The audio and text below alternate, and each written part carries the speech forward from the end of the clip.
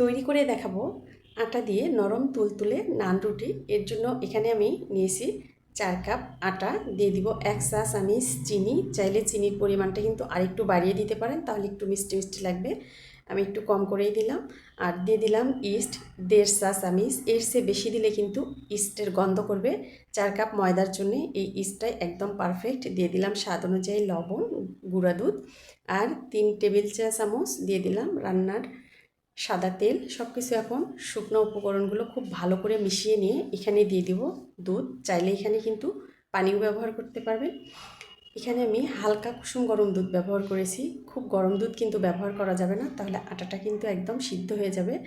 আর এই দুধটা অল্প অল্প করে দিয়ে আটার সঙ্গে মেখে নিব, একেবারে সবগুলো ঢেলে দিব না।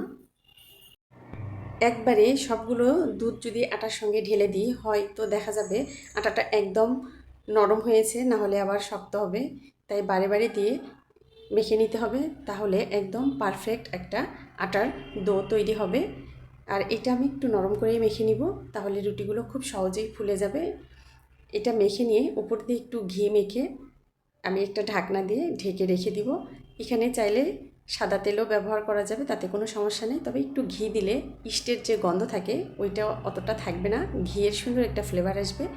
এই ঘিটা মেখে আমি একটা ঢাকনা দিয়ে এটা প্রায় 40 মিনিটের মতো রেখে দিব। আপনার হাতে যদি সময় থাকে এটা 1.5 ঘন্টা বা 2 ঘন্টাও রেখে দিতে পারেন, তাহলে কিন্তু এটা ফুলে দ্বিগুণ হয়ে যাবে। আর হাতে সময় কম থাকলে হালকা একটু গরম পানির উপরে এই বাটিটা বসিয়ে দিয়ে ঢেকে রাখলে দেখবেন যে সেটাও ফুলে দ্বিগুণ হয়ে যাবে। আমি এটা এমনি এমনি 40 মিনিটের মতো ঢাকনা দিয়ে ঢেকে রেখে দিব। 40 মিনিট পর ফিরে আসছি, দেখেন একদম নরম হয়েছে, কিন্তু ফাঁপানো, দেখেই বুঝতে পাচ্ছেন অনেকটাই সফট। এখন এগুলো আমি ভাগ করে নিব, যে কয়টা রুটি তৈরি করব।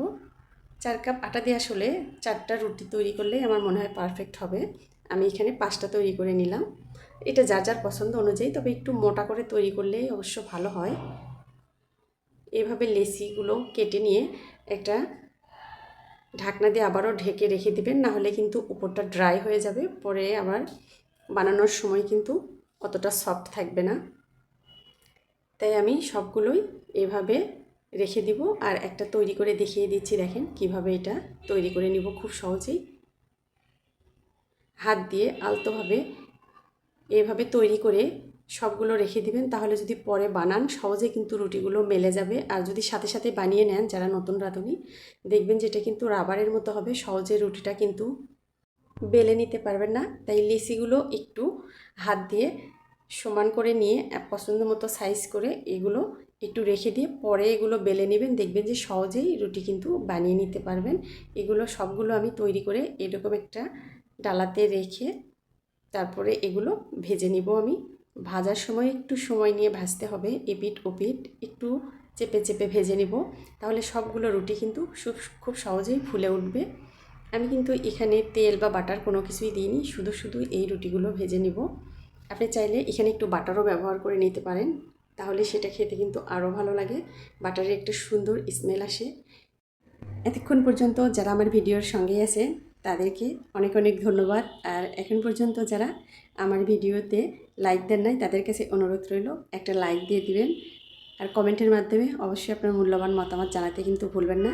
রুটি আমি একটা আপনাদেরকে দেখিয়ে দিচ্ছি, দেখেন কতটা সুন্দর হয়েছে। শুধু একটা না, সবটা রুটিই কিন্তু এরকম হয়েছে। আরেকটাও দেখিয়ে দিচ্ছি, দেখেন প্রত্যেকটা রুটি এভাবে সুন্দর করে কিন্তু ফুলে উঠেছে। এটা সবজি, ডাল বা মাংসের সঙ্গে খেতে পারবেন। আজ এই পর্যন্তই, সে পর্যন্ত সবাই ভালো থাকবেন, সুস্থ থাকবেন, নিজের এবং নিজের পরিবারের খেয়াল রাখবেন। আল্লাহ হাফেজ।